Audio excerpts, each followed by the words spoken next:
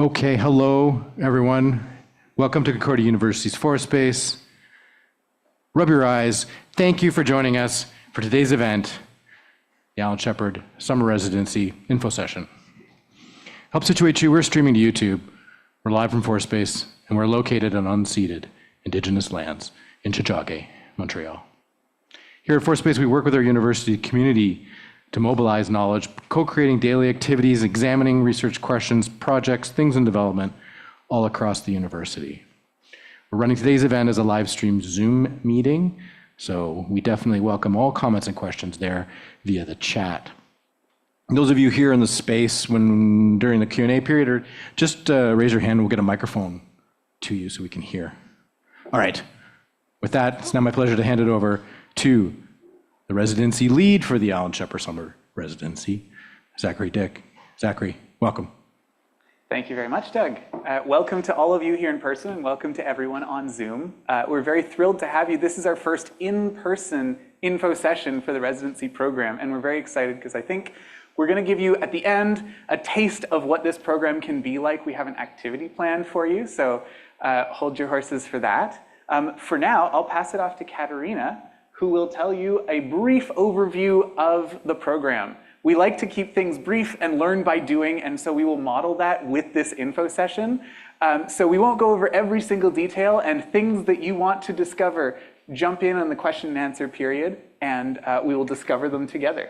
And we'll have a mingling at the end, I think, if you have any unanswered questions, but we're gonna save quite a bit of time, about 30 minutes, I would say, for the Q&A period.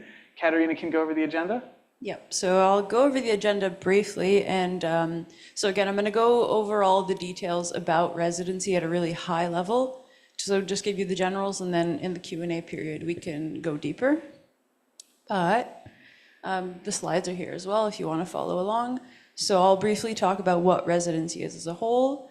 After that, we're going to do a mandate resident discussion panel where Zach asks us a series of questions, and then we're going to bring those questions to you. So you can ask us whatever questions you are curious about. And then to give you a taste of residency, Zach has an activity called Flip the Future. It's a foresight activity. So what is residency exactly? So what happens every summer at District 3, we select 12 students to undergo a series of challenges that are brought to them by organizations around Montreal. So what's special about this is that you're not working on a sort of case competition or like this made-up situation. You're getting real challenges from real organizations. And some of them that we recruit are larger and they're known globally. Others are very specific to Montreal and very important in our community. And we have two former mandators with us today, Alicia from Eastern Bloc and Glenn from la SDC Montréal Centre-Ville. We will introduce them in our panel portion. So essentially what happens is throughout the summer, we have 12 residents, and we pair you into 3 groups of 4. And each of you is assigned a mandator or a different organization. And for 3 weeks, you work on a challenge brought to you by them. So this is kind of a very visual diagram to, get you to understand what that looks like, because it's almost hard to picture the numbers out visually. And here's an example of mandates from back in 2022. I was previously a resident 2 years ago. And this was from our second mandate block, and the theme of that mandate block was space and space usage. I was working with the National Film Board, and then alongside that, 4 of my colleagues in the residency were working with the MAC Museum, and then the other 4 were working with Place des Arts. Why is residency important to you? So you get the essential goal of residency is to allow students to build autonomy and independence when going from academia into the world of work. So we're giving you the confidence to do that, but also the tools and helping build your soft skills to do so. We're also building a bridge for you, and we're getting your name out there directly to those organizations. These are the 5 core competencies that you'll be working on throughout the summer. So entrepreneurship and consulting, leadership, collaboration, and deep teamwork, industry exploration and immersion, innovation frameworks, and self-actualization and self-efficacy. That last one is my favorite. And then when does residency happen? We have a couple of important dates here. You can take them down if you want, but if not, we will probably email them to you at some point if you signed in through our Luma. But applications open tonight, so as soon as the event finishes at 6 p.m., you'll be able to access those. And then you have exactly a week to apply for residency. On April 15th at 12 o'clock, those will be closed. Say you are selected from the online application, you're going to be invited no later than April 16th. Then that brings us to the in-person interview workshop, which happens on the 20th. Still to be announced are the individual interviews that come after that. So either on April 22nd or 23rd, we'll further invite those who are selected to come for a one-on-one interview. And then residency officially begins on Wednesday, May 8th. And then still undecided as well, because we like to end residency with like a big celebration. It'll usually end last week of July or the first week of August. So it's important maybe to block these out in your calendar, save the date in case you do move along the selection period.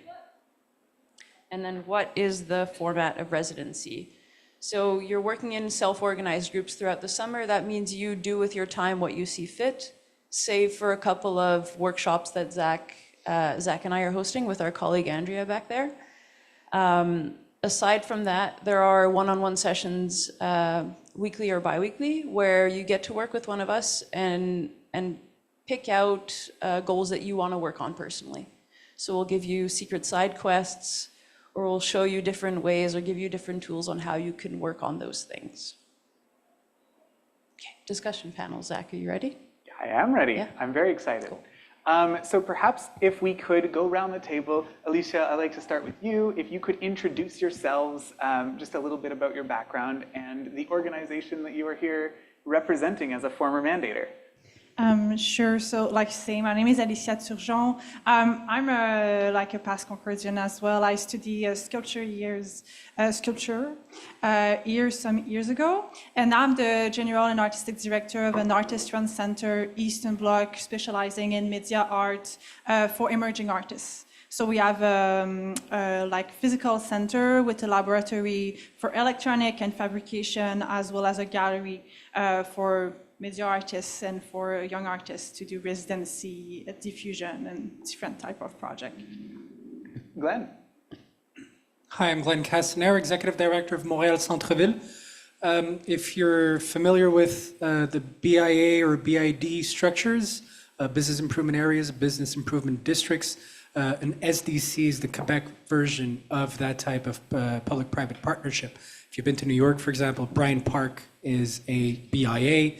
If you've been to downtown Toronto, Yonge Street is a BID. So our territory covers the portion of downtown between Atwater, Saint-Urbain, Sherbrooke, and Saint-Antoine. We represent a little bit over 5,000 businesses. Our job is to ensure economic vitality of downtown, but from the perspective of the occupants, so the businesses that are downtown. We work towards enhancing quality of life, attracting people downtown, obviously, and hopefully that they can spend to maintain these businesses open. We work a lot in public realm, placemaking, beautification, a bit of representation, and a lot of partnerships to make the area more attractive. Thank you. Ryan? Hi, everyone. My name is Ryan Leitner. I am a final year student at John Molson in Business Management, currently in my last semester, like I'm sure a lot of you are. And I also do work part-time at D3. I help in the operations and office support role, and I was a summer resident last summer in 2023. Thank you. I didn't really introduce myself, but my name is Katerina. Most of you know me as Kat. I recognize some of you from Futurebound. I was once described as a Concordia special by a drawing teacher because I came back twice. But I graduated in 2020 with a bachelor's in film animation, right as the pandemic was starting, and I was really lucky to find a job immediately in the film industry. Got to work on a film that was Oscar qualified, which was fun, and then got to work on another contract or another film as I started up again at Concordia in, oh my gosh, I'm forgetting my degree, in art education.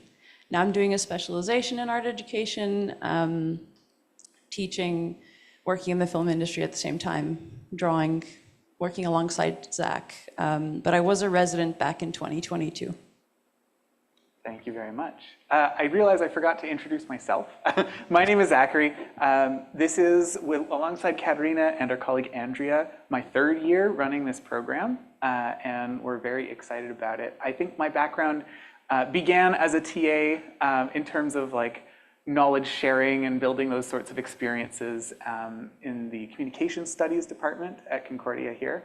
I graduated during pandemic, and I, at District 3, started incorporating some of those things more and more into it, and I really enjoyed facilitation and building experiences and stuff like that. And so that's how I've come to be here today. I would love to start with Glenn. Could you tell us a little bit about the mandate? It was about bringing more foot traffic that was resilient and staying, because a lot of people pass through the Shaughnessy Village area. And the mandate that you brought to the residency last year was around how do we build a space that will encourage people to stay and participate more in the economic development there.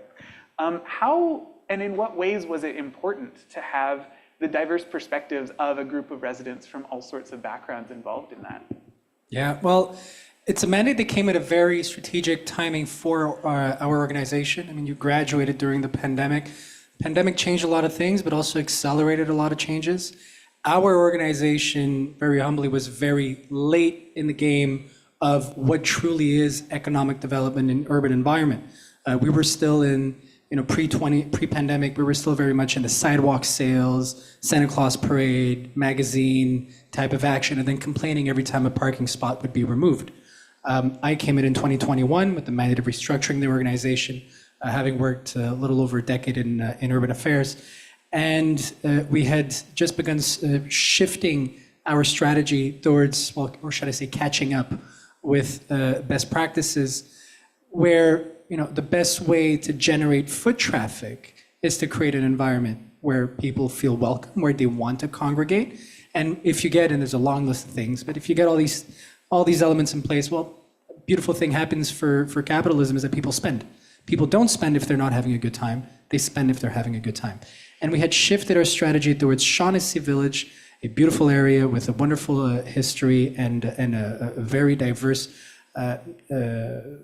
gastronomical offer, and also small businesses. And we needed help figuring out what type of placemaking was best adapted for that area. And not only best adapted for economic impact, but also for inclusion. It's an area, and we pride ourselves in downtown Montreal to be very inclusive, and we don't just say so, we do so in our actions.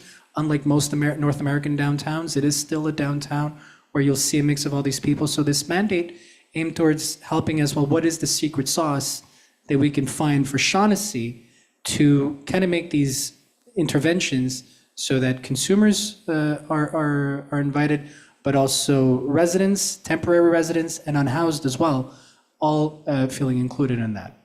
Mm-hmm. It was very interesting to see how the residents came along through that process and the sort of things that they did. I'll fill in some gaps for the people in the audience. There was a process of going out and doing some market research.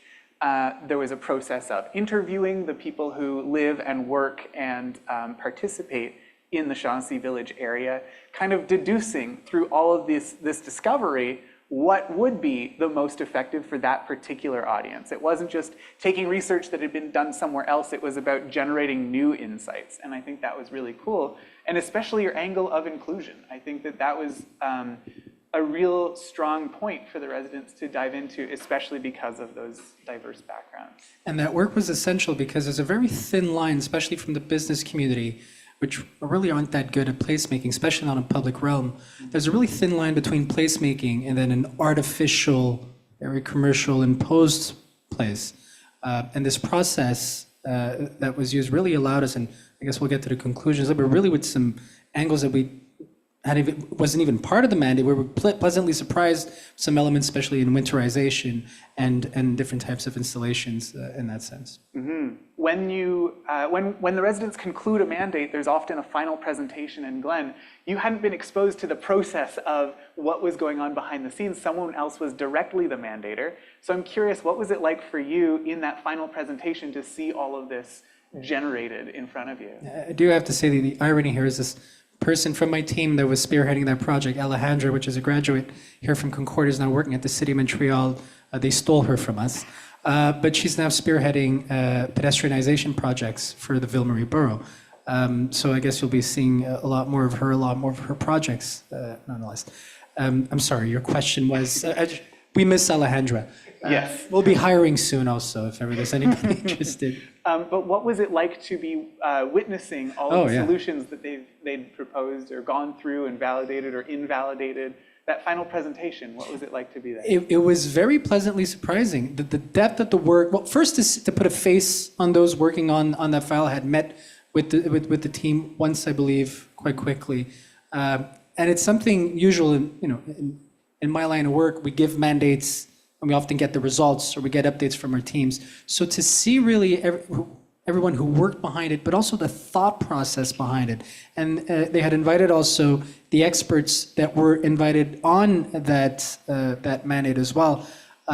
It was really interesting to see that it was not only an interesting result, but I have to say really the process behind it was really enlightening. So much so that, and if we do have enough time, we'll get into it, that today we've mandated what we believe would be Canada's first, in the sense of we've mandated a study to analyze the potential of public space interventions on our territory with Stantec Canada, based on a similar study in San Francisco, based on our experience with this project. Wow, it's really beautiful to know. This is the first time finding out about that. We'll be unveiling it late May, so maybe we can share it with you before. Excellent.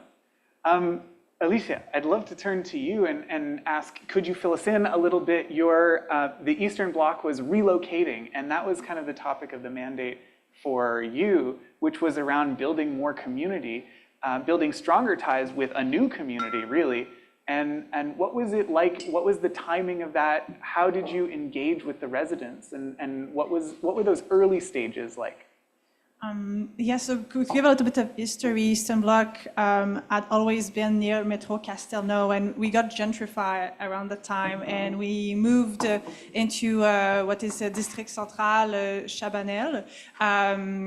And we made that move to decide to follow emerging artists that are having a lot of studio in the area, but it's still a big move, whereas I've been in another neighborhood for around, I think, 12 years, and COVID was there. So there were a lot of change, like young artists are like passing to the professional lives really differently. It was a big impact on some of the recent graduates. And at the same time, we are like in the second year of trying to rebuild the space. That took a lot of time.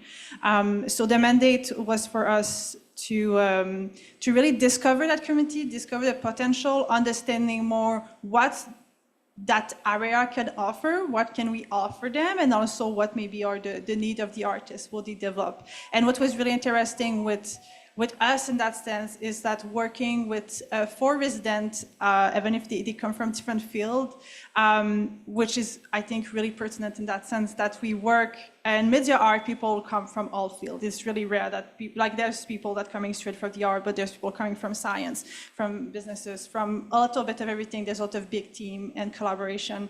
So it was really interesting to have the input of young cultural worker, of young worker in general, or artists, or scientists, and knowing a little bit what they're going to approach at that issue, because we are working for them. So I think that it's a little bit, but it was really interesting for us to have that perspective. And it was, and so to bit the time, we kind of jumped late into the mandate at that point. I think they were like an opening. So we didn't expect originally to participate, but I already heard good thing about the program. We're like, oh, we do have a challenge right now. Let's just jump into it, see what those people can bring in terms of reflection, and we really just welcome it. It was not like a build mandate that we had time spent on much, but oh, we do have question. Let's see what can people bring to us that can maybe just make us change our mind or see things differently. I'd love to dig deeper into that process. And can you think back to, I know it was last year, but what was it like? There was that first meeting with the team, they did a discovery session, and then it became this working relationship across the 3 weeks between you and them. What was that like from your perspective? I think it was great. I tried to give as much information as we can, and I was really impressed with what they came, because like we say, we are a little bit late in the project, so we were trying to see which angle they came to visit with the team, and also other people from the program visited the space. I gave so much information. At some point, I think I gave I'm looking at Ryan because he was one of the residents for that mandate.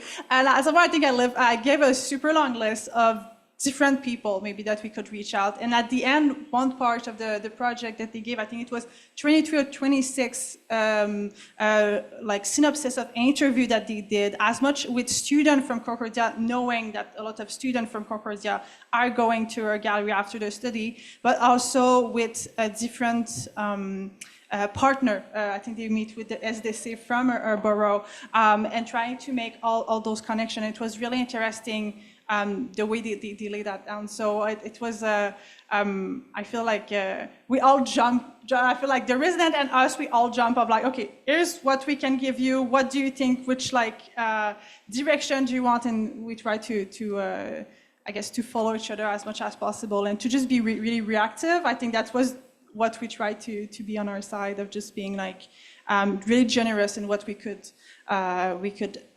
give them to help them with like thinking through that challenge, because it was a big question. It was there's no perfect answer, but it was very interesting what they came. Yeah, for sure. And I know that as an arts organization, resources are often scarce, and so that's hugely appreciated. It was really nice to see, because the residents had, that opening session, the closing session, everything in between. They had lots of access to you and to the people around you. And I think that, as you're saying, that really enriched the final product. It made sure that they understood it from all sorts of different angles. Yeah, that's a good point. And I think it was really for me, it was great to be able to give the time. I feel for us at Eastern, we feel it's part of our mandate to give the time to have those reflections and to be challenged in our way. Like we are, like you say, we are like the culture sector is often understaffed, or there's a lot of challenge. So why not talk to people to have other idea, and just take the time to also have those human interaction, which help the professionalization of people and artists. Absolutely, thank you. I'd love to turn to Ryan now. It's funny, I didn't put two and two together that you'd actually been on both of these mandates, which is incredibly convenient, because you'll get to paint the full picture from both sides. But could you talk to us a little bit about your experience in the residency in general, and maybe the where you started, what you were hoping to get out of it, and then where you ended up, what you had at the end? For me, so I actually was introduced to residency pretty late. One of my friends told me about the program in April, which was right before the actual deadline to apply. So I applied and went to the interview session not really knowing what to expect.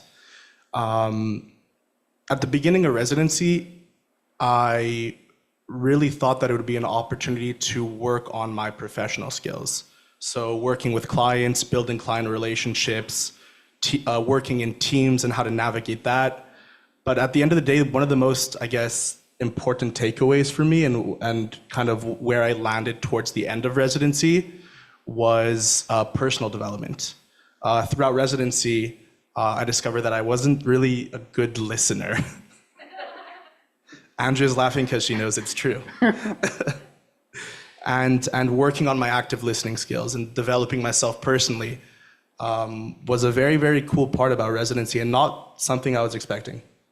So not only are you getting those hard skills, you're also working on those soft skills that are really important moving forward in your professional careers. And yeah. Yeah, I'd love to dig deeper into that if you don't mind, because one of the things that we like to do is we like to play matchmaker a little bit. We enjoy putting people together, specifically with folks you would not normally expect to work with. For example, in your undergrad, you're working with people who are all if you're an engineer, you're working with a team full of engineers. If you're an artist, you're working with a classroom full of artists who are giving you feedback. And generally those profiles don't have the opportunity to mix, especially at an undergrad level. And so one thing that we enjoy doing is putting together personalities that maybe you've never had to work with before and seeing what happens and being there to support you through that process of learning to talk to each other, learning to work together. So Ryan, was there a moment that kind of brought to life that feeling? What was that growth journey for you? What was a personality that was unexpected perhaps? And how do you feel that went down about the group work and developing your abilities to work with wider varieties of folks? So it's definitely a challenge. I've never worked with someone, for example, we had someone in residency last year that came from a music background. I never once worked with someone in music. I worked with someone in bioengineering.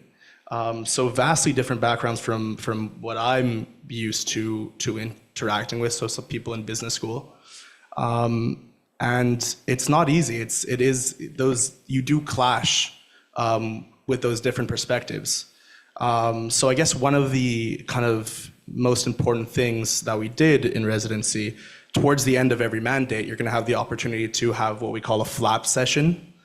Is that proprietary? Can I say that? No, okay. please. So what a flap session. So what a flap is essentially is you come together at the end of your mandate and you go over what went well, what didn't go well, and what you want to bring forward into your next team working opportunities. So for me, like as a student, I don't really remember ever doing that, or sitting down with your team after a project and reflecting on that time and what went right and what didn't go right. Usually after you're done a group project, you just are waiting for your grade and then that's it, you move on. So having that opportunity to really think deeply about what went right, what didn't go right, and what you want to improve on moving forward was very valuable. And yeah, just having that time to reflect was something that I still continue to do today in team working activities, and that's kind of what I brought forward with me after residency. Thank you. I'd love to ask Katerina about your experience, your expectations versus reality. One thing that you've taught me, and a term that I now use a lot, is quiet leadership. I think that this term encompasses a lot of the different learnings, because when you think of a leader, often it goes to the people who are the most present in the conversation, the loudest, the people who are the organizers, and that doesn't always have to be the case, and I think I learned that from you, and the way you talked about the kinds of skills that you picked up. So could you talk to us a little bit about that experience of growth through the residency in 2022? Yeah, so it was a similar experience like Ryan's, I'd say, where I went in completely looking to improve my but professional skills. Especially because I was doing freelance at the time. I was like, okay, this could be really good for me. Like overtly off the top of my head, I knew that I had to improve just confidence in general, presentation skills. It was never a mystery to me that throughout my life I had to improve those, and I always needed work on them. So I mentioned one-to-one sessions before when we were introducing the program.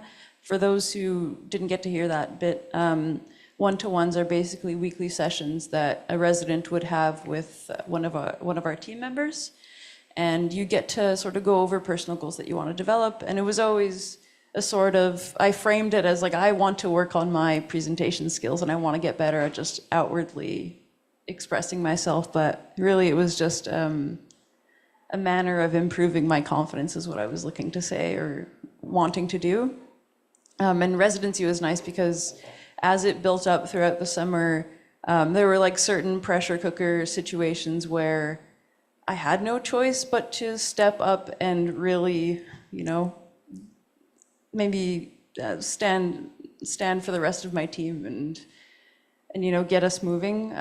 Like there's one conflict resolution situation that I'm thinking of where things were just going downhill, and I was like, all right, we've got 2 days left until we need to present our mandator, and we have nothing. So I really had to step forward and take a stand there. I don't know if I answered your question. You did. Fully.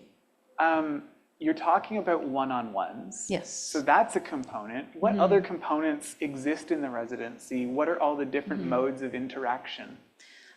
So we have the one-on-ones. which are personally my favorite moment as somebody who's been in residency and as somebody who's running residency. You get to learn more about yourself on both ends. Aside from that, we do, at the beginning, it's a very, the residents are very dependent on the team, where we are giving you workshops very frequently throughout the first couple of weeks. And as it goes, it becomes a little bit more independent. But that's, they're workshops on skills that you'll need and things you need to know throughout the residency. Flaps, like Ryan mentioned, so moments to debrief. You gotta help me out here, I'm blanking out. Our big workshops. Big workshops. We generally tend to expose residents to a lot of different folks around Concordia, people with expertise. The workshops that we use, District 3 is a startup incubator first, and we are bringing some of those techniques, those practices, and that expertise that we have in that network into the residency. And so you will be learning a lot of the entrepreneurship things that we would often have for our startups in specialized workshops that are catered more towards the use case of the residency, where you're working through mandates with organizations for a period of 3 weeks rather than a journey that lasts years. When we're talking about experts from around Concordia, for example, the lovely folks at Fourth Space who are hosting us here today, we really enjoy working with them to uncover what unconventional ways to present might be, and how to build in new ways of sharing knowledge and concluding relationships. A final presentation, you stand up, you deliver, you have your slide deck. We want anything but that. We're interested in how can we use this final presentation as a moment to further the relationship, as a moment to inspire the mandator to take to heart what your solutions have explored and find ways to discuss bringing it into action. And so things like that, we have all sorts of advocates from around the university who can help bring the urgency and the pragmatics around those. And like those concluding presentations were always very major moments throughout. So you do 3 of them because there's 3 mandate blocks, but you're like, oh, everything I've been working on this past month is just about to get delivered to the people who are waiting for it. And there's so much buildup. You're working at such a rapid pace throughout the month, and bam, it's all consolidated into one presentation, and you're getting feedback live. And again, just presenting, being proud of what you're presenting as well. And then I think one more major moment to bring up is at the very end of residency, we do a vernissage moment. And that's like the last 3 presentations, but amplified, because there's a whole celebration around it. But off the top of my head, those are the big formats and moments, And I would love to, in a second, open to Q&A from the room and from the Zoom. But before we do that, is there an anecdote, a story, a pivotal moment that's top of mind from the residency that's sticking with you today? Do you want to go first? You need some time to think. How about It's hard we to choose. If we go around, because now I got to think about mine too. Do you, Alicia, have a moment from your interactions with your team, from your final presentations? Way to go. Yeah, I'm going to go. I think a moment that I remember is when we have a team of 4 people and so many people show up at their place to visit, because I realized at the same time, because one of the issue we talk about in the mandate afterward is the fact that there's kind of we were really niche in our community and weren't that much known, and I feel a lot of people kind of discover us through the residency, like students from music that were not like part of a resident, from other programs that came either visit at the same time. So at the end, I think I got people around maybe 6 to 10 people at 2 different moments that came to visit our space, but we just had 4 residents. So it's kind of a nice anecdote that it kind of reinforced some of the point that the resident made afterwards. And also it was kind of a fun moment to also realize, okay, there's more to learn. And also there's some idea that popped out in the report that I remember that were really interesting. There were like I said, I gave a super long list of people to maybe interview, and they the reason wanted the way to also talk to other people that I didn't think about around the school, and they're really nice idea of workshop, of needs from students and even teachers that I like at the end I'm like, oh, I didn't tell them that. I think I really like what the kind of I don't know, or people really like made me discover things that I thought I should have known from those departments or from those areas. It's learning on all sides. Yeah. Glenn, you participated in our final presentation, the vernissage, the discussion panel. That was a lot of fun. It was, but I have to say, listening to what's just been told about from the stagiaire aspect of it is how well it was delivered. And you were comparing with real life experience. I'm used to giving and I've worked in firms, and we're used to working amongst ourselves. I mean, it's a clique of engineers, it's a clique of architects, it's a clique of IT, and the best teams I've worked with are the ones that are diversified, and that means diversified, obviously culturally, but of course in expertise and then of opinion towards the same expertise. My point being is that none of that showed at the presentation. And if you're talking about real life experience, that's exactly how it is. I've worked in God knows how many firms or with firms as a consultant or in political cabinets where what happens behind the scenes is sometimes chaotic, but the public only sees the final show. Well, I got to see the final show and it looked professional. It looked like something I would have hired a firm to do. And we never see the chaos behind. And if there's something I enjoyed was that I got the same quality presentation and data, I have to say, that I would get and that I still get with many of the firms that I work with. I think actually that's really interesting, and I'll stay there for a moment because one of the things that we try and teach through the residency is the value of being a beginner, and that you don't have to have a particular expertise to deliver something that's of high quality in a different domain. And so we often will put mandates together where only one of the residents actually has the domain background for the mandate, and the others, it's fresh, it's clean, they've not worked in this sphere before, and we find that delivers like very high quality results as well. And so that's a key component, I think, of how we build our mandate teams. Ryan, do you have an anecdote you'd like to share? So I don't have a specific anecdote to share, but I do have something that I guess I can share overall of what the experience was like for me. It goes kind of back to having the opportunity to work with people from different backgrounds. It's not something you're used to at Concordia if you're in business or you're in engineering or if you're in music or the arts. You kind of stay in that bubble and work with similar types of people. So being exposed to those different perspectives and kind of just understanding how other people think was something that I'll take away with me for the rest of my life.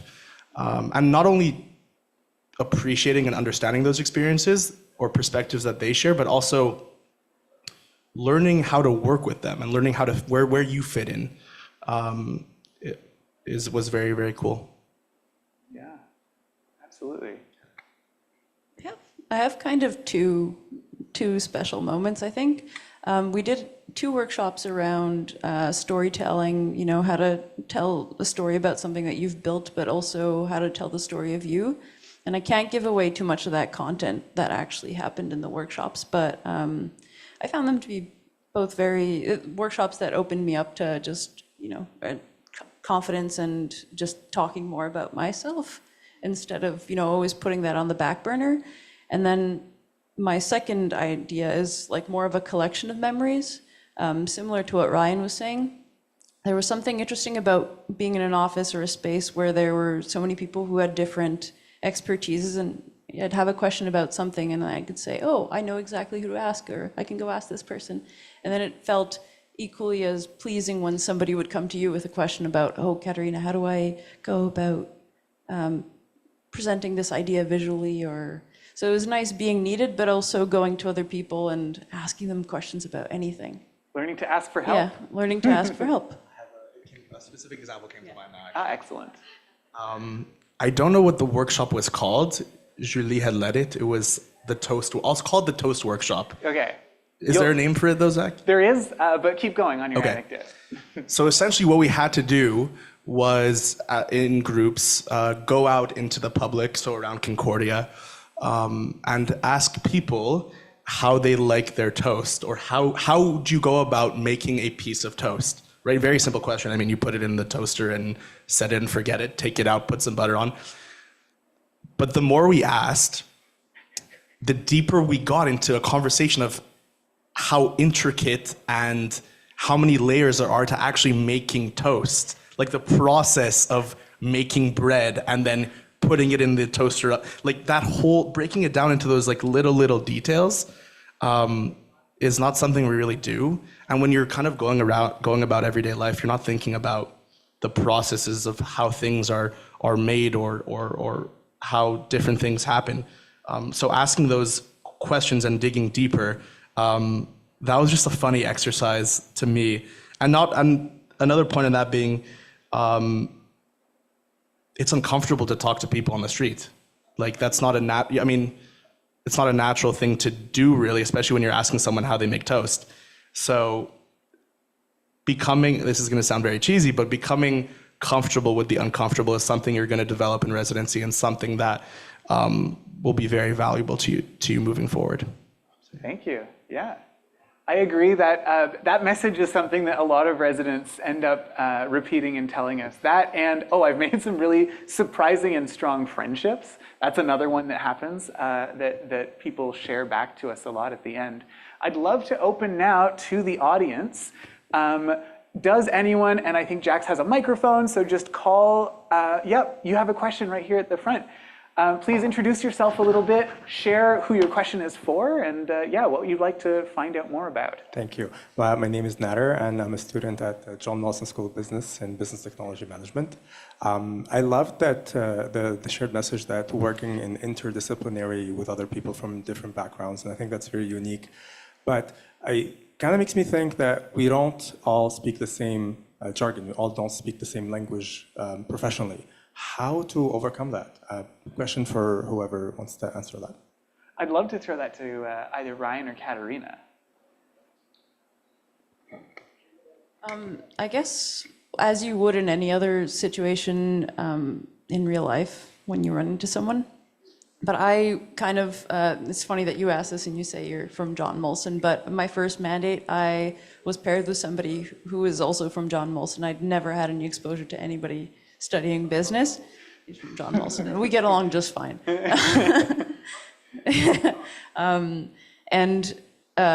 It was that the interacting with them for the first time made me cry. And I did that in my one-on-one with Zach, and I didn't realize that it was stressing me out so much in the moment. But Zach did give me tools specific to our situation. And like for me, the ideal way to go about it was just being as blatant as possible, because that's the way that was easiest to get to them. Versus I was always being a little bit nuanced with the way I spoke, but that was, anyways. You're provided with one-to-ones and it's situational based, but yeah. I don't know if I answered the question, but yeah. Do you have a? So at the beginning of every mandate, we do a norm building session. So what do you kind of expect from you and your teammates? And that helps a lot. So even like you said, even though we don't speak the same jargon, the same language necessarily, if we can all agree on certain things that must be done or that need to be done, whether that's behavioral or task oriented, if we can agree on those before we even begin the mandate, that makes it easier. And that is one of those things that we do spend a lot of time on. We have an intensive boot camp the first 3 days of residency. The residency starts on a Wednesday specifically so that you have a weekend to process and like relax and get some space, because it is intense, that boot camp. But it is where we deliver the majority of that, the content that you will then learn to put in practice throughout the rest around those team dynamics, and how to come to understandings and build consensus, and how to not only no longer fear conflict, but actually how to use conflict as a generative moment. So I think that's a really fun part of the experience. Did you want to? Yeah, I think Alicia wants to Did you have a moment that has come up? It's not necessarily, but I don't know if I can elaborate. I have an anecdote for another do. project that is not necessarily that residency, but Eastern Bloc did a project in which we had some artists going into different laboratories. So they went into an art lab. They went also into a specialized shop that was doing clothes and working with engineers. And that's the thing, they don't have the same language. They don't work the same thing. And I feel the way it was approached, and there were really large amount of respect and of knowing where your expertise start and finish, but also of like going back to the basic. Sometimes it's like opening the door to new innovation. And an example of that is the first meeting I sat with the artists and the people there, and we make a tour of all their machine that the artists never had access to. And one of the artists just asked, with your embroidery machine, do you think we can like pin some like feathers? And you just saw the two eyes of the two like engineer people like maybe. But like they never thought of that. And that could change also how they work with other students and then people in that field, they were special. And I feel it's just like thinking of like, if you need to re-explain what you know to something else, you may change also your perspective. But I think that's what I know people that did the residency. I think like, and I feel like from what I understand is really like a strong suit of being able to meet in the middle and also not seeing yourself as like, better than someone on something. No, we need to explain, we need to understand each other, and at some point there's some nice thing that's going to go out of that, and not being shy to be curious about someone else's expertise. And that was what the artists really succeed in that project, is asking questions without fear of looking stupid. And the same thing for you if you look at someone that you don't know what they are working on, and at the end of the day there's maybe like just beautiful thing that will be beneficial for your field as well, or for yourself for the future. I don't know.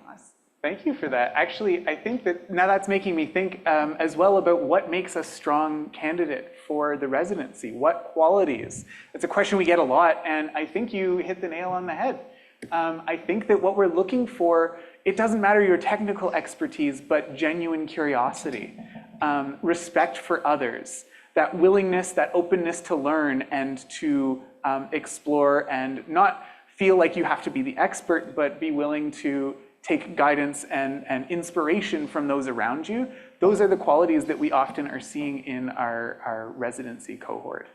So thank you, that's an excellent transition. Do we have another question from the audience? Yes. Yeah. Hi, how are you? Thank you for this great discussion. So my name is Julieta, and my background is in human relations. So it's exactly what you're talking about. So what we do is we learn to facilitate, we learn to work with others. I'm hearing you talk about the soft skills that you developed during your mandates, right? So you came with a lot of hard skills, like, you know, it's from John Molson or from cinema, and you, in your journey, you discovered, you know, active listening and probably observation skills, conflict resolution, power imbalances, you know. So my question would be, can you tell us more about experiences, if any, that showcase students with mostly soft skills? Like, did you ever get an intern that didn't come with this specific expertise on business or economics, and how were their skills showcased or developed during the mandate? That's an excellent question. I'm also tempted to hand a microphone to Andrea for a second part to this answer, because Andrea is actually an alum of that program.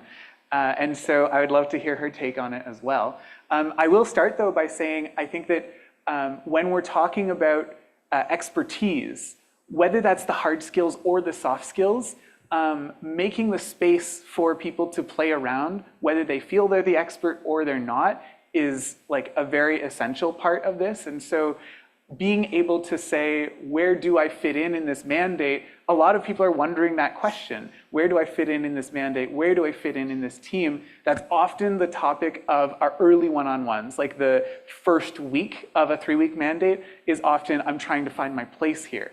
And I think that the growth that happens, the growth that we see the most, is around the areas where you are feeling the least confident. So it's not necessarily, oh, I'm having this soft skills development, but it's more about what is the journey for you? Where are you finding gaps, or where are you trying to build confidence? And then how can we help you build confidence in that particular context? I'd love to hear from Andrea as well. Okay, I'll come this way so you don't all have to break your necks. Hi, fellow HR. So I think Zach said it beautifully, but I'll just add on to say. Sorry, they pointed a camera at you while you were standing over there, so. Oh, so sorry. Break your necks, everyone. This is for the people at home. Okay. So the thing that I would say to answer your question is as we heard from Ryan and Katerina, they had their own kind of discovery of things they had never thought about and talked about and explored within themselves, and strengths that came out that they were never expecting. And that'll go both ways. So if you're someone who's super, super mindful of how you interact with others, how you're affected by others, you're going to go into the residency with a completely different perspective, and you're also going to get something completely different out of it. To add to that, another important part of the experience from my positioning, this is my 4th year working on the residency, is that you're switching teams 3 times. And as Zach hinted to, every time you have to find your space again. And a lot of the times what we laugh about is that the people that end up applying to residency are those people that in the team are like always used to doing all the work. Like they're the people that always pick up the rest of the team's work, and we're like, oh, those are our residents. So what do you do when you're working in a team where everyone's that way?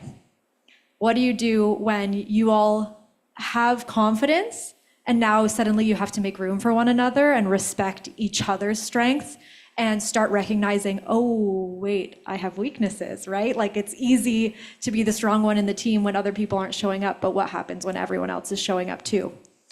So that's a really special experience in the residency. And then as soon as you kind of get your footing, your 3-week mandate is up and it's on to the next.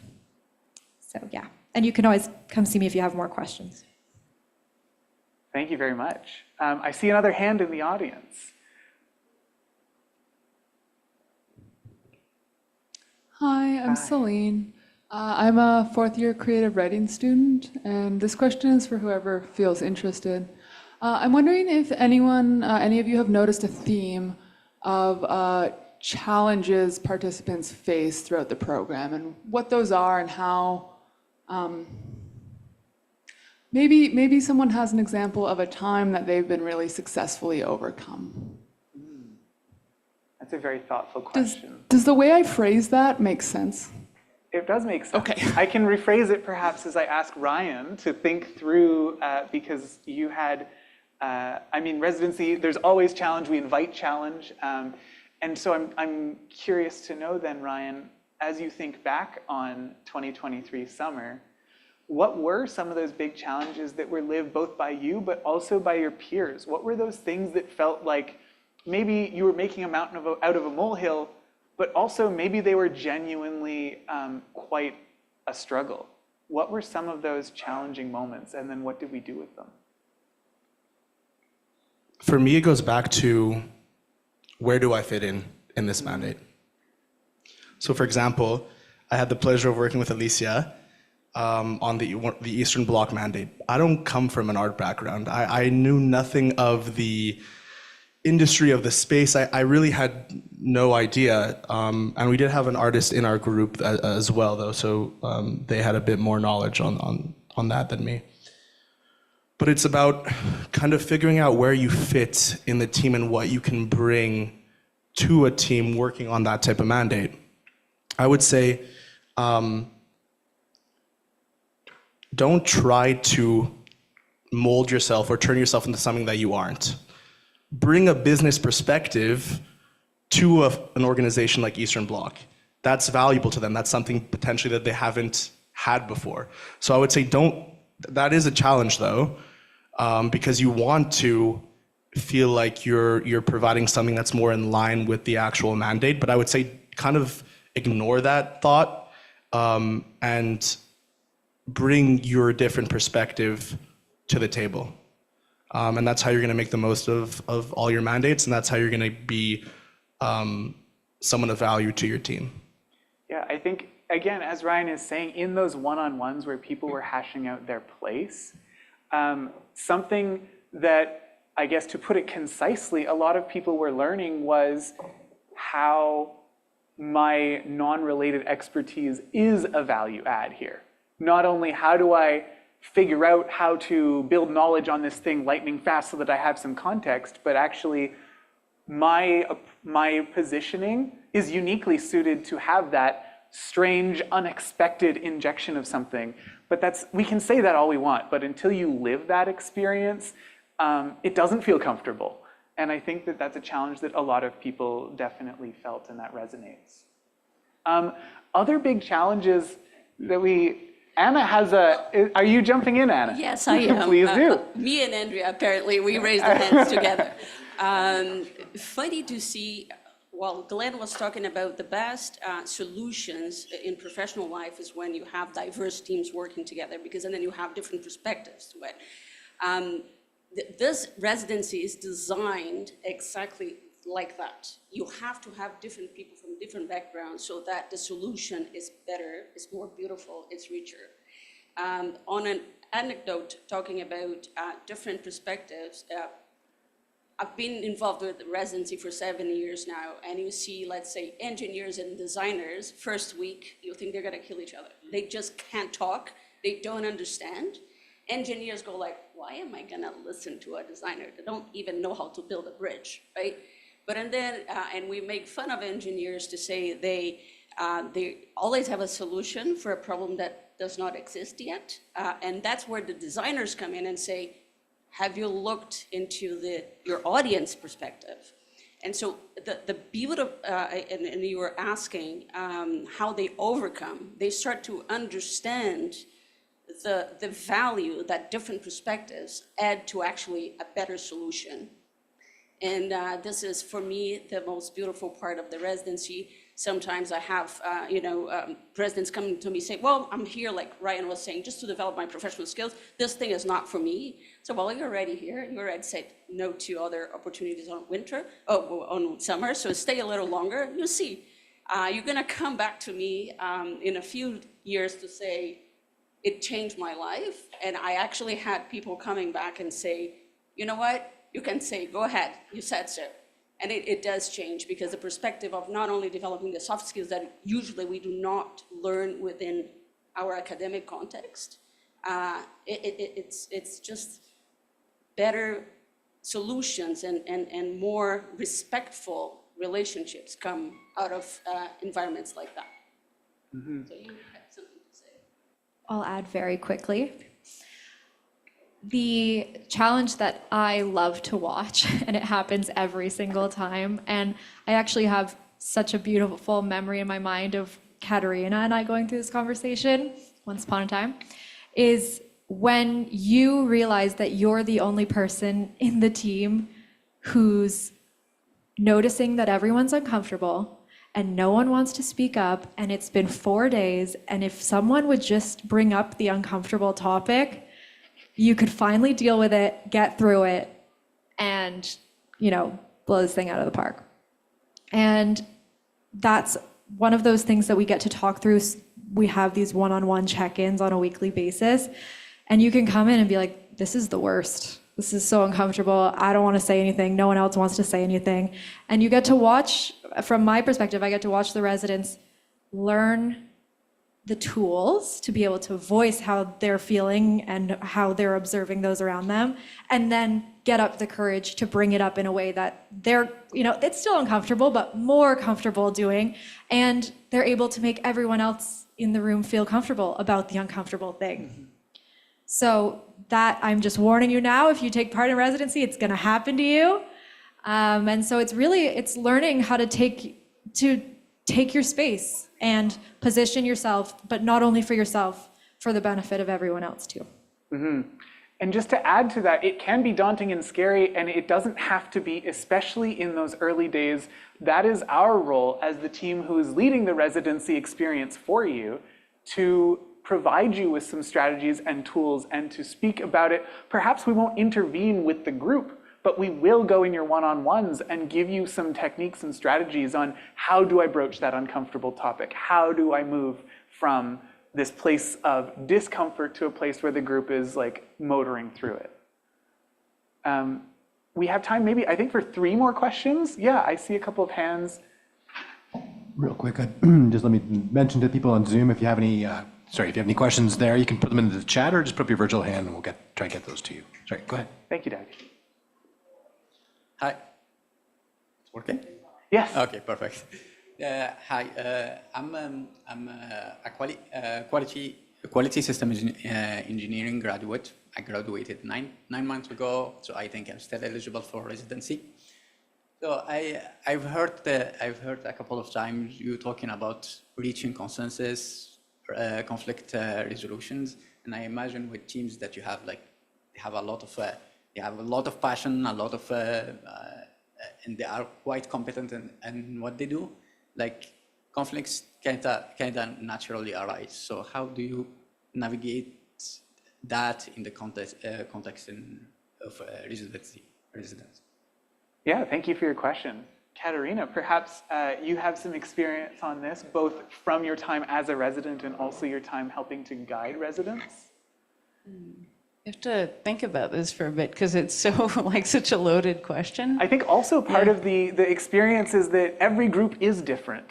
And the nature of your mandate changing over time. For example, the ones with Eastern Bloc were about activating community, which is a very different thing than reaching out to new stakeholders in a community, I suppose, which was a very different place that they landed with the SDC Montreal Centre-Ville, which was around physical changes and pedestrianization and winterized, or making the winter scene more interactive. And so the expertise and therefore the activities that they got into to develop and to validate what those solutions could be were very different. And so the kinds of relationships that you're working, the kinds of working relationships that you're developing differ, whether it's more on the research side of things, more on the research creation, or putting things in front of people and getting them to react to it and then synthesizing their reactions. And so in each of those different contexts, learning to be adaptable with how you respond to that and how you navigate those relationships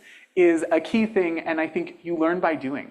That's my biggest takeaway, is that we're putting you in situations to be uncomfortable in a way that you feel brave and able to take on that discomfort and to learn through that process. Yeah, a lot of residency is about reframing conflict. Like, it doesn't have to be a bad thing. It just means that they're all very passionate and excited to work on the project and present it well. So I'm noticing that, or, in experiences where I had these extremely heated moments, you just needed to sit down and work it through, but it was really coming from a place of, I care about this, I care how everybody's presenting themselves, how we're presenting our group, how can we sit down and work through this? So yeah, again, that's what residency is mostly about. It's just flipping that negative connotation that conflict has. We in fact encourage it in most cases, because sometimes it's a matter of getting it out, and it comes at different stages in a mandate. Sometimes it's right at the beginning when you can't see, or that you all have very blatant differences, and that you contrast a lot, so it's almost like you're preempting it. But sometimes it comes at the very end when you're really under pressure and you don't know what you want to do or what you want to delegate. And then for me personally, I thought that the experience would be pretty easy breezy, because as a team member, my way of working is, okay, I let everybody pick what they want to work on first, and then I'll choose last because that's what makes me comfortable. And that's still a lot, that's how I work a lot, but now I've kind of learned to confront that a bit, and okay, no, there is wiggle room for me, and I do get to do what I really want to do too. Yeah. And that's to the benefit of the mandate and to the benefit of the group experience for all. Sometimes we don't have to always accommodate. Sometimes there's ways to work together. And it's just figuring out how the puzzle pieces fit together. And I think that's what we hope you pull from the experience by the end. I see Anna with a hand up again. Could we pass the microphone over to her, please? Heard your question slightly different. I love conflict myself, okay? This is my personality. And conflict is not necessarily a bad thing. And this is a learning environment, and we provide the residents the tools to learn how to deal with conflict. Unless, and we do not put our fingers in there, you guys figure it out together. We are there to support on a side way. If ever we need to jump in, we will, but never really happened that way. And so the intention really is for you guys to have the tools, feel uncomfortable. Some of them will generate the conflict. Some of them will try to, figure it out how to do it and how you do it in a very respectful way. And this is, for us, priority. You resolve conflict, respect, stop off the list, and that's what you have to do. I don't know if that was one of the angles you're thinking about. Thank you. I think we have time for 2 more questions from the audience. Oh, yes, we've got 2 more hands. Hi there. I'm Pierre, also from John Molson. Question for everyone, particularly the mandators, but how would you describe the relationship that develops between the team and the mandator, the degree of involvement, and they come together, how frequently that communication channel? Anyway. Yeah, maybe I'll throw that one to Alicia. But the first thing I would say, I think you should, like Ryan, maybe should answer as well, but I feel it's probably different from mandator to mandator. I feel in my case, I always have also that posture of I want to be the most accessible as possible. So I feel I was really involved and really like open for people reaching out. But I will understand now, so other organization to also, I don't know, like to want to work differently. So I think maybe even the people working the residents may have a better answer for that. The one thing I didn't want necessarily to have involvement on is like I was open to give information, but I didn't know necessarily where they were going to go with it. I think the idea for mandators, like we don't want that kind of control. I didn't want that kind of control. I want to like steer too much unless they wanted to be steered in certain direction. But I'm just one person. I don't know all the other mandator of what went through. So I don't know. I'm pitching that to you, but I feel like you may have more insight of like working with 3 different mandator. Would it like went differently? What was that like? Oh yeah, go ahead. If I may, just as a façon complémentaire, and I'm sorry for my franglais, but I'm losing my English. So obviously we had a project manager that was mandated to do the day-to-day follow-up, but giving many similar mandates to private companies and to other universities in downtown. We have 7 campuses on our territory. I can say with confidence that the relationship I had with the residents was similar, if not equal, and sometimes even superior to what I have with very concrete mandates that I give to different companies. And it's important to know that we give mandates, to architecture firms, to economists. I mean, just last week I was meeting with a PhD in economy from Cambridge that we're giving a mandate for downtown. And let me say that I had the very same type of level of professionalism that I had. I did not feel at any time, except when we were presenting at the end, that I was dealing with a university program. Obviously, we knew and we always collaborate with our universities, but it was very hands-on and real-life experience. And mind you, the questions I'm hearing and the answers I'm hearing from both residents and the program, the ones managing this program, are exactly the type of answers we would love to hear within the firms that we work with. And mind you, there are a lot of the solutions that I implement in pretty much every project that we manage. And so it shows, and that's the relationship I had. I really felt I was dealing with a specialty cabinet working on a mandate that we needed to be solved. I think you're actually touching on a really important point as well, because we don't call the residency participants interns. And there's a reason for that. We chose the word residency because intern doesn't do it justice. It's really about, in the sense of an arts residency, the space to explore and develop yourself and be treated as a whole person, and to build your community and your competencies and to be you. And develop that, whether that means to, like, we also embrace, Anna's saying, we embrace conflict, we also embrace failure. I think that that's a key part of doing this as well, is trying out things, checking them against people who might have done them before because you have access to all this expertise. The mandators, as well as residents, as well as people in our District 3 network, and saying, okay, did this work in the past? Will it work here? How do you feel about it? Going for that, one slogan that we had was be bold last year, and going for that bold solution that maybe you're not so, you're not feeling 100% about all of the elements of it, but you're taking that chance on something unconventional. And Elisa, you were mentioning about not wanting to guide them. When you have those strange, unexpected perspectives that are helping to be the nucleation point of a proposed solution, and being willing to go with the unconventional has yielded some really interesting, thought-provoking conversations and solutions to being, going on to be implemented. So yeah, I just wanted to throw that in there. Before I throw it over to Ryan, can you talk us through what an average day in the residency is like, and maybe that experience week to week?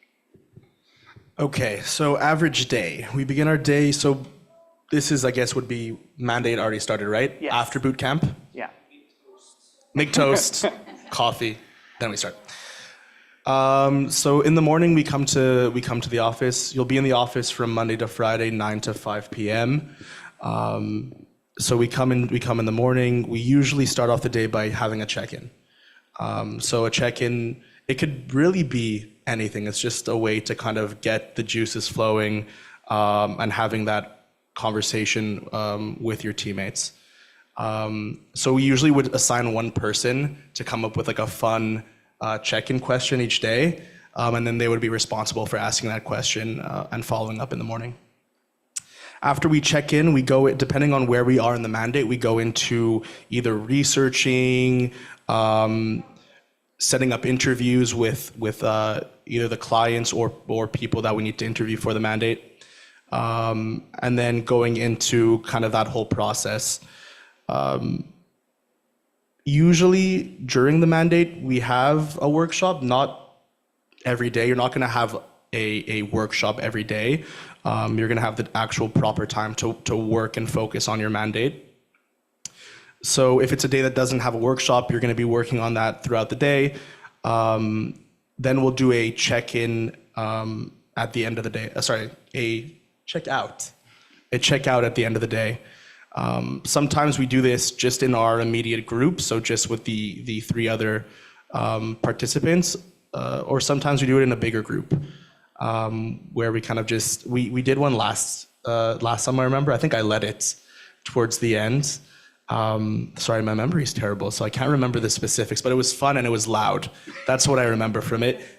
I made everyone dance, according to Kat. I made everyone dance. So we do that at the end of the day, kind of just to take a breath in, and then and get ready for what's to come next. And as a person who is studying management in JMSB, how did you feel about that idea of check-ins and check-outs, and how did that grow with you?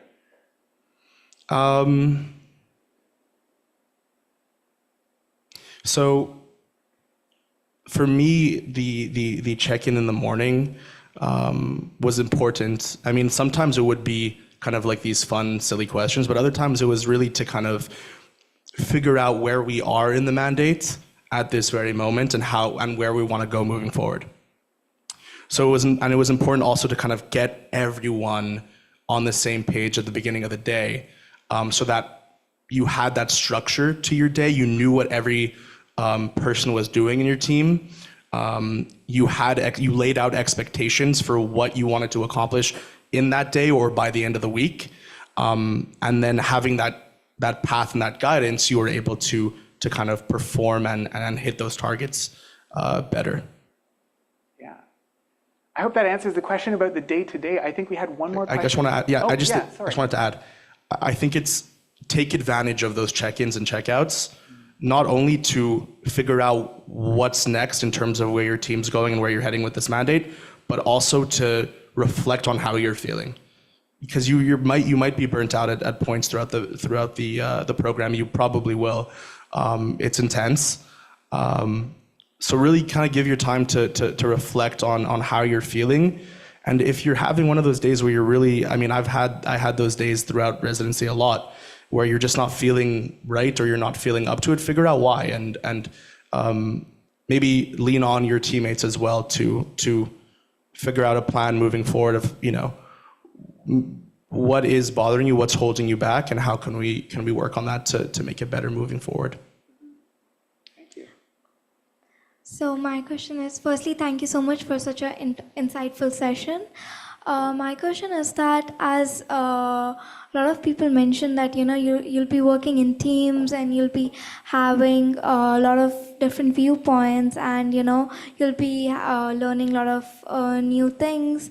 So how do you exactly, like when you work with so many different people, you have so many different viewpoints and so many different discussions.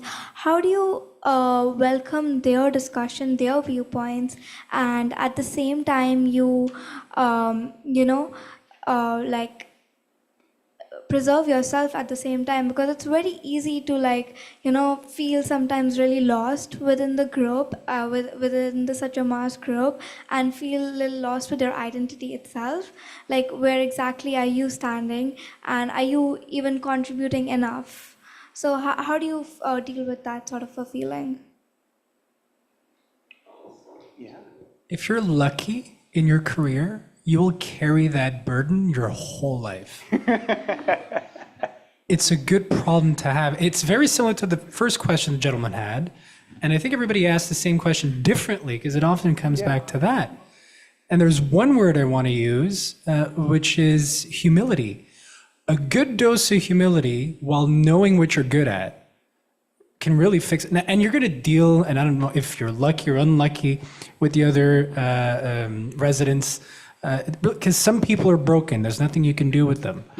But, you know, if you have a good dose of humility, and you know, I'm not that good at that, but you have enough confidence to say, I could be, because you'll always have that person who's, you know, he either did business school or is a creative or is just great with numbers. I don't know how to say actuaire in English, but, you know, the number geeks. And I love them because they're masters. And I always see them as these wizards. But if there's one thing I learned in my career, is I worked, again, with PhDs, urbanists, and all that. And I'm a dropout. I'm very lucky. I recuperated university much later on in my career. Is that I always had the imposter syndrome, but I knew I was good at something.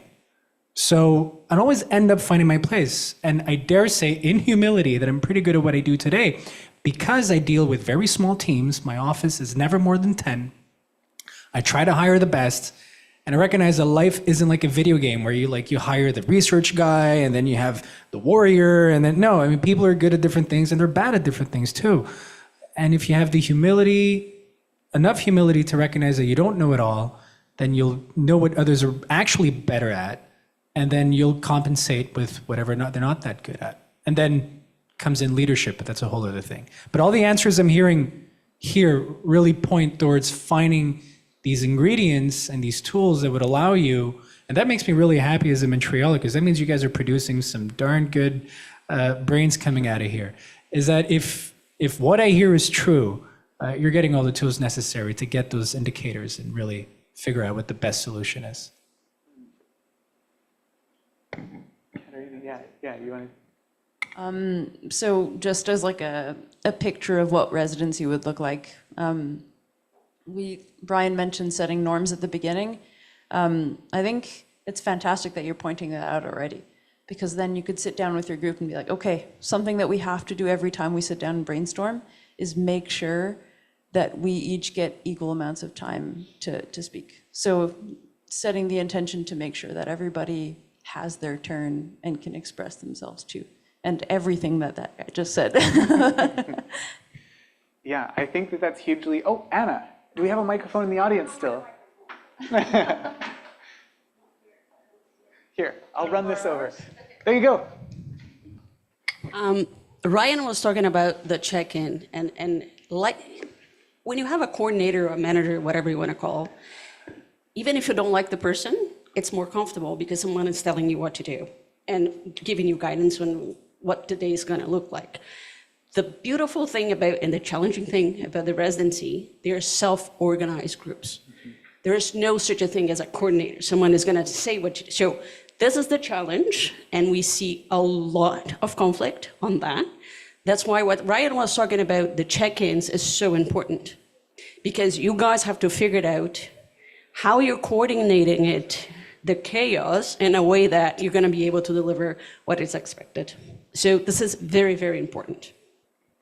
There you go. All right. I think we have time for one more question from the audience. I see a hand all the way at the back. Yeah, please introduce yourself and share a little bit about your which program you're from and what your question is. Hi, my name is James. I'm in ECE for grad school. I wanted to ask, and I know like it's in perspective is different for everyone on the table. So they said something about like leaning on your teammates when you have issues or you're struggling. So from almost each individual, because everyone is different, how do you draw inspiration on the days where, you know, you're falling back, you're not, you know, able to like fight or carry your weight in the team at that point in time? And maybe even your teammates, because I know, yes, you can lean on your teammates, but sometimes it doesn't work like that. You have to do it yourself. So where do you draw an inspiration from? It could be an orthodox or something, but like, how do you do it? Yeah, maybe I'll start with what I witnessed from a lot of people.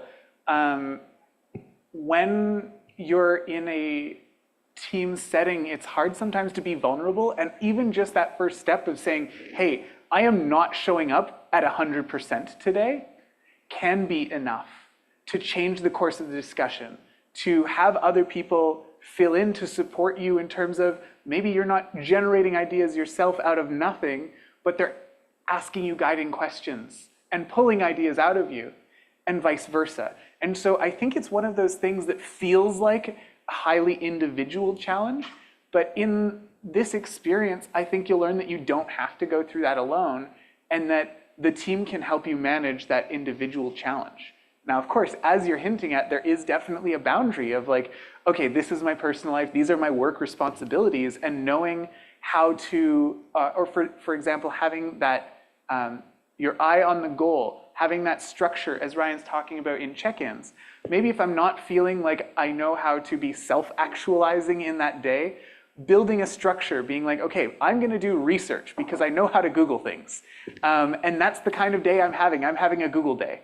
You're still advancing on the goals of the project. And so being able to compare your own, how you're showing up in that moment to the goals or the objectives for that day, to the goals and the objectives for the whole mandate, can be very helpful, I think. And it's what I see a lot of people using those check-ins for. But we can go around the table. I'm kind of blanking out too, but just because there were so many like separate moments that come together. But to draw inspiration from teammates, often what we would do when we're all feeling pretty stuck actually, and the beauty of working in like a self-organizing team is that you can take your working location to anywhere you want. So very often, and I think I brought this into our check-ins. When I was doing check-ins with Ryan, I would kind of bring him for a walk around the block. But 2 years ago when I was doing residency, we like to switch up our location a lot.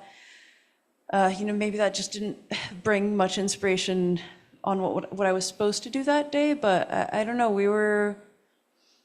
there was something I'm blanking out because there's just too many angles I could answer this question from, but changing locations, but also kind of trying to, again, also like sometimes I'm just having a Googling day. Other days it was just, you know, working on what I know I'm good at. So I was like, guys, I know we're still far away from actually presenting, but let me come up with some assets or some things that I know will drive our presentation forward. So I always usually took on making presentation artifacts. So if I was feeling really stagnant in research, and like I know I had 2 mandates around streaming platforms, and I don't know, it was always so much information intake when we were doing research, and I had to set aside some time after doing research on that because I would feel so overloaded. But again, like changing locations for most of my teams, but also just working on what I'm comfortable with and being like overt to my team about that. Like, guys, I'm having a really not great day today, so I'm just gonna work on what I want to work on. But I'll still, advance us in some way. I don't know if you have a clearer answer. It's a lot of moments in my head, I don't know. So Zach mentioned before, D3 is a startup incubator first.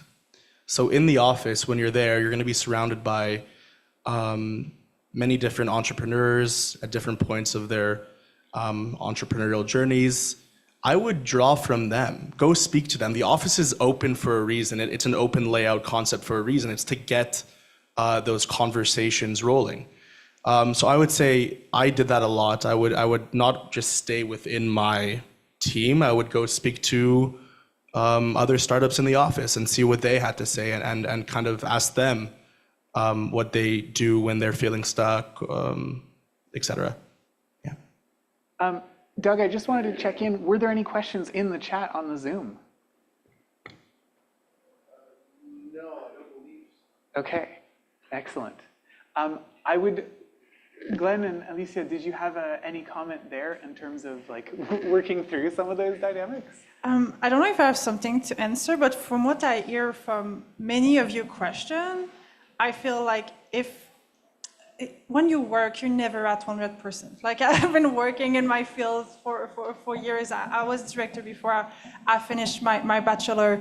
At some point, I feel what that residency do great is to give you like a tools and a moment to really challenge those ideas in an intense setting, having 3 mandates at that time, having workshop, having other people to really reflect on how you work in a team. Because at the end of the day, it's a good, I feel, stepping stone before going the professional world, because you're not going to be at 100% when you work in an office if it's what you want to do after. You're going to have to work with people, colleague of the same level as you. You're going to, so if it's what you want to challenge yourself and develop those skills, all I can say is I think you have a great opportunity for it. I don't know if I have like all the tips I can say, and I think you got a lot, and I feel at the end of the day is to understand you into those situations. Is to find your own tools, is to find your own limit, is to and by being with other people that are looking for that as well, I think it just seemed like it's fostering really great mandate, because it's fostering really great worker and people that like reflect on those things as well as what they fit into, what they want for themselves and what they fit into their working dynamic. Yeah, mindset and community. Thank you. All right. With your permission, I would love to move us into this preview activity so that we do have some time to mingle afterwards. You can come up and approach all of us, any of us, with direct questions. So I would urge you to take out your phones, write on a piece of paper, whatever you need to do to get some ideas down. We're going to be doing a little bit of a brainstorming activity. As Katarina said, it's called Flip the Future. This is from a practice that we will teach a little bit through the residency that we think is particularly interesting, called foresight. It's all about how do you plan more resiliently for the future than sort of typical ways of planning so far that we're used to in everyday situations. And so this activity, Flip the Future, it's also a great brainstorming tool when you're feeling totally not creative, but you need to get something out there. So I would urge you, we are how many? Approximately 35, 40 people in this room, I'd say. Folks on Zoom, please contribute in the chat. When you have we're going to be working with the theme today of the future of, The future of learning, the future of knowledge sharing. Because that's what we're here to do, is we're here to learn by doing. This experiential learning idea. So when we're thinking about the state of learning today, let's build together as a room 100 truths about the state of learning today. And I think some of our Fourth Space team are going to come around and take some photos. So if you have like a clean corner of your page that's you're comfortable with them taking notes, because I love to document these things to have like a physical artifact. So together as a group, individually, we're going to start and build a map of 100 truths about the world of knowledge sharing the process of learning, things that are true today. For example, if it was the state of what shoes are today, I wear shoes when I walk outside. That's a truth. The state of learning, a lot of our learning takes place in a school. My learning so far has taken place in a school. These are examples of truths. So I'll give you about 30 seconds to get 1, 2, 3 truths about the state of learning today. Write them down on a phone, on a notepad, anywhere you have. Let's go for volume. There's no right or wrong answers. We'll give you about 30 seconds to do this. I'm watching the clock over there.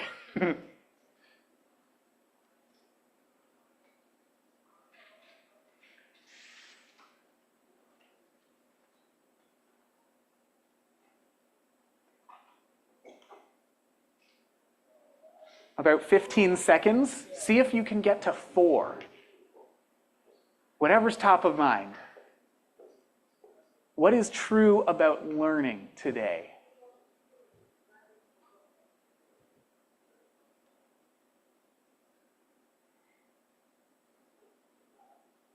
All right, that's time. That was a very short amount of time. I know it feels like a lot of pressure, but I'm curious to hear a couple of truths from the audience. You can just yell them out and I'll repeat for the people on Zoom. Yes? Absolutely. Experiential learning becoming highly valuable in the university. Someone else with a truth. Yes? Ways of learning today has taken many forms through a variety of different mediums. Ways of learning is taking many forms today, a variety of mediums. Thank you. Yes, over here. Learning from playing or making things? Oh, playing in games, yes. That's something that we're building more and more today, learning from playing in games. Yes?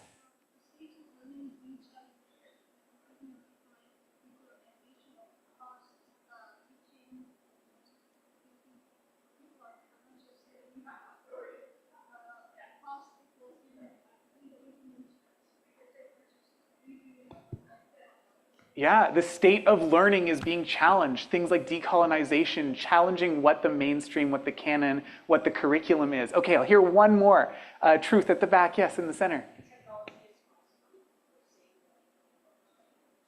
Sorry, I didn't catch that. Technology is constantly forcing the ways we learn to change and develop. I love it. Okay. So this activity is about planning resiliently for the future. Some futures are desirable, things we want to foster. Other futures are not, things that are challenging, things we want to watch out for and mitigate. And so your challenge right now is to turn to the person next to you, and if you want to mingle, you can stand up and move around and find a new partner, but turn to the person next to you, pick one of your truths, and flip it. In a world where this is not true, what's the alternative?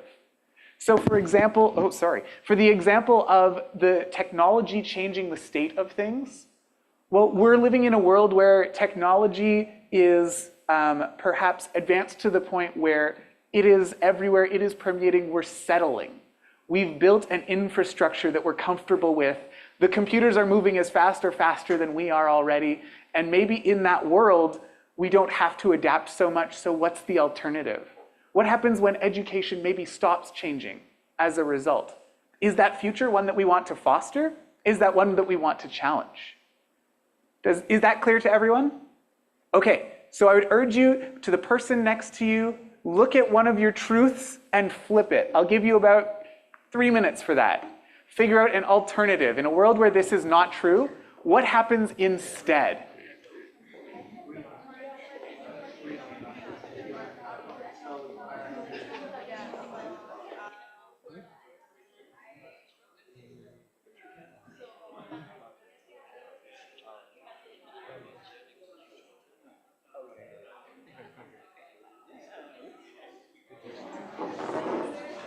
I might just say, I might just give them a warning. As you're going around, they're going to come and take pictures. Is that good?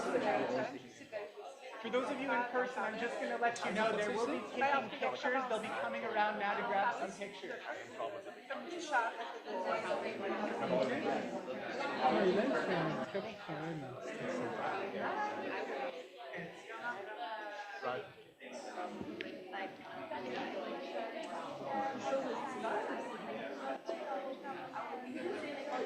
c'est ça. Le territoire qui est pas du tout évident, très enclavé. Mais c'est beaucoup. Moi, je trouve que ce qui est plus dur, c'est la maîtrise des fonctions industrielles. Là, tu n'as plus d'accès quand tu s'en viens. Ouais. C'est le phénomène du myelin. Exactement, mais comment est-ce que tu protèges aussi ce qu'on est content d'être là pour. C'est comme là, il y a des buildings qui sont accueillis pour l'application de. Des fois, une éviction. Puis là, il y a une vague de. Quand tu n'as plus de résidence, ça devient aussi. C'est ça. J'avais dit, il ne va pas se faire évincer tant que la conversion était. Ceci, c'est ce que fait. La seule place où ça s'est pas fait, cette expulsion par la conversion, c'est dans le Maroc. Malheureusement, avait interdit la conversion de manufacturier industriel en résidentiel. C'était fait ramasser pour ça, mais aujourd'hui, le Milan, peut-être tout ce qui est là. Mais nous, c'est des condos. OK. L'affaire qui se passe souvent, quand même, ce qui se passe dans Chabanel, il y a par exemple le Louvain à l'extérieur, il y a des condos à côté. Fait que là, il faut dealer avec. Même nous, ce qu'on fait, c'est rendre des condos en face puis en arrière. Fait que là, tu fais la production, la production part. Donc là, je mets la SNC aide avec tout ça. Mais surtout avec, il y a comme ce challenge du territoire. C'est en ce moment les tournesols, c'est ça? Oui, mais une partie du téléphone qui me il y a une partie qui est mise en stationnement. Oui, il faisait quelque chose de particulier avec ça. C'est Pick and Park. C'est ça. Mais c'est quelque chose c'est la partie à la ville qui se devait faire avant une boîte. Oui, c'est ça le projet initial. Oui, c'est ça. Intéressant. Aussi, je parlais de on va faire autre chose, ça peut un petit peu Mais c'est toujours le challenge. Il manque, c'est manque de l'argent, mais ça prend un peu de voirie. Tu peux rien faire sans ça. Personne ne veut ça à côté de chez lui. All right, we'll give you another 60 seconds to wrap up your flip. If you have figured out what the alternative is, you can consider how did we get here? What might have changed to allow this future to happen?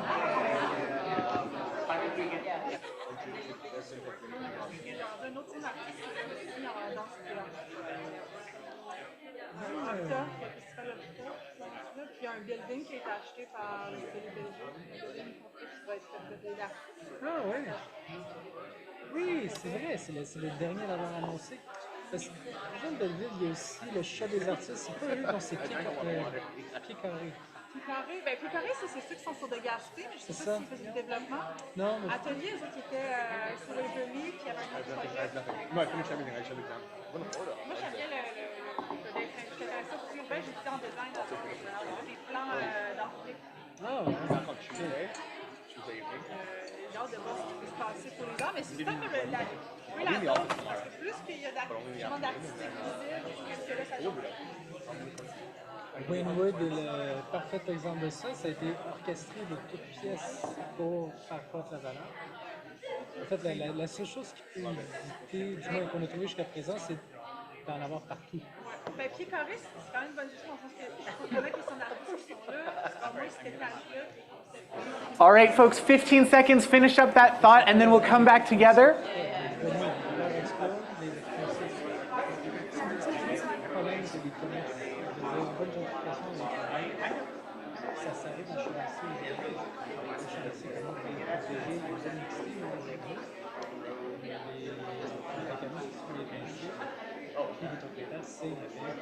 All right, so if you check out the slides over here, there's a beautiful collage showing up on the screen of all of your collective alternative truths, things that might be different in the future.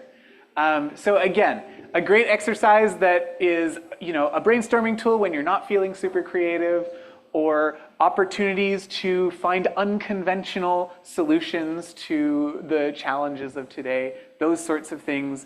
Just one activity of many that you will live through in the residency journey.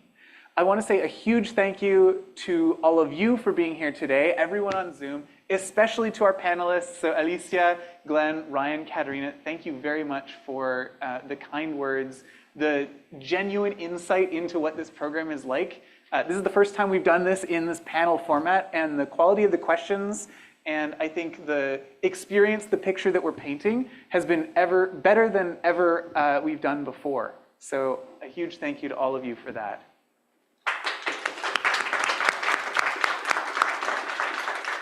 So we're sitting at about 5:45. That leaves us with a few minutes to network, to get to know some of the, for example, the residency team. If you're on the residency team or involved in some way with residency, could you raise your hand, please? So folks in the room, yes, we have some alumni from past cohorts. Folks in the room, you'll identify these people and you can ask us more direct questions. With that, we will be going live on the application form shortly. I'll hit go like as soon as I stop talking here. The applications go up tonight. They're open for 1 week, so they close on Monday night, 11:59 next week. Let us know if you have any questions. residency@district3.co is our email address to collect any individual requests if you don't get to chat with someone today. And with that, I bid you a good chat with the person next to you, with a residency team member, with any of us. So thank you very much once again for being here.